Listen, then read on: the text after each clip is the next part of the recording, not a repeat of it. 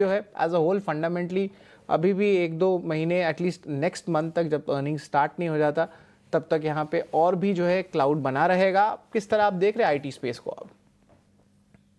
तो श्रेयस जी, अगर हम देखेंगे इन द पास्ट 6 मंथ्स का परफॉर्मेंस, अगर निफ्टी आईटी का ही अगर हम देख ले तो दैट इज डाउन 7.5%। और अगर 1 ईयर का परफॉर्मेंस अगर हम देखेंगे ईयर टू डे बेसिस पे तो वो 20% है। सो बेसिकली एक काफी अच्छा डाउन ट्रेंड हमें देखने को मिला अक्रॉस आईटी सेक्टर पे।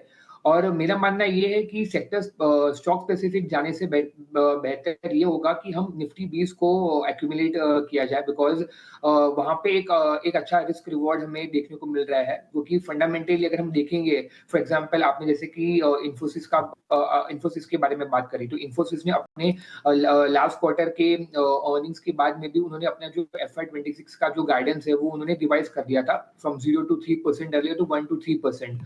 But depending on the macro situation currently और जो हिसाब से ऑर्डर विन्स आने चाहिए क्लाइंट बेस का, जो एक हिकअप है फॉर न्यू ऑर्डर्स के लिए, एंड डेफिनेटली जो अभी ट्रम्प के टैरिफ्स के सिचुएशन जो एक लिंगरिंग इवेंट है, हमें लगता है कि एक हेडविंड हो सकता है आगे जब तक हमें कोई क्लैरिटी नहीं मिल सकती।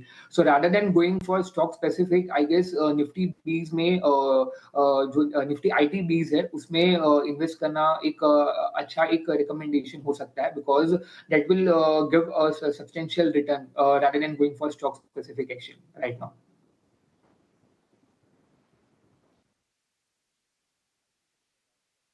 एनालिसिस। लेकिन चलिए एक और डेरिवेटिव एक्सपर्ट को शो में शामिल कर लेते हैं। कोटक सिक्योरिटीज के सहज अग्रवाल हमारे साथ हैं। सहज भाई, गुड मॉर्निंग, बहुत शुक्रिया आपका समय देने के लिए। एक एक क्रिस्प अपना व्यू दीजिए जरा आप निफ्टी पर, निफ्टी के रेजिस्टेंस को लेकर, सपोर्ट को लेकर, और ये भी बताइए कि आज अगर किसी को स्टॉक स्पेसिफिक अप्रोच रखना है बाजार में तो शेयर कौन से चुने, कहां पर पोजीशन लेनी चाहिए ट्रेडिंग के? जी, आज एक्सपायरी का दिन है, तो आज के लेवल्स काफी क्रिटिकल रहते हैं हमारे ट्रेडर दर्शकों के लिए। तो मेरा ये मानना है कि 24,750 बहुत ही क्रिटिकल लेवल है मार्केट के लिए। इसके नीचे यदि मार्केट सस्टेन करता है तो शॉर्ट टर्म बेसिस पर, इंट्राडे बेसिस पर शायद आपको सेलिंग प्रेशर मिल सकता है। मंथली सेटअप फिलहाल के लिए भी कंसोलिडेटिव चल रहा है with a little bit of positive bias. इसके लिए मेरा ये मानना है कि एज अ ट्रेडर 24,750 24,900 के रेंज पे मैं ध्यान रखूंगा।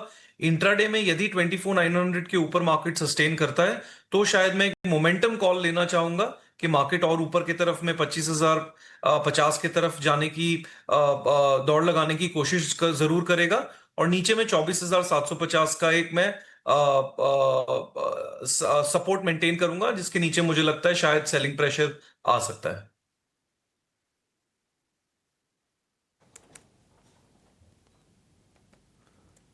ठीक है, स्टॉक्स भी शेयर कर दीजिए सहज जी। शेयर बता दीजिए फिर, जी जी तेजी कहां करनी है? जी जी जी। तो स्टॉक्स में एक तो फार्मा पे अच्छा ध्यान बन रहा है। काफी फार्मा स्टॉक्स आपके पॉजिटिव सेटअप के साथ ट्रेड कर रहे हैं। उसमें ग्रैन्यूल्स में हमें एक मोमेंटम बिल्डअप दिख रहा है, डेली बेसिस पर उसमें ब्रेकआउट नजर आ रहा है। तो 500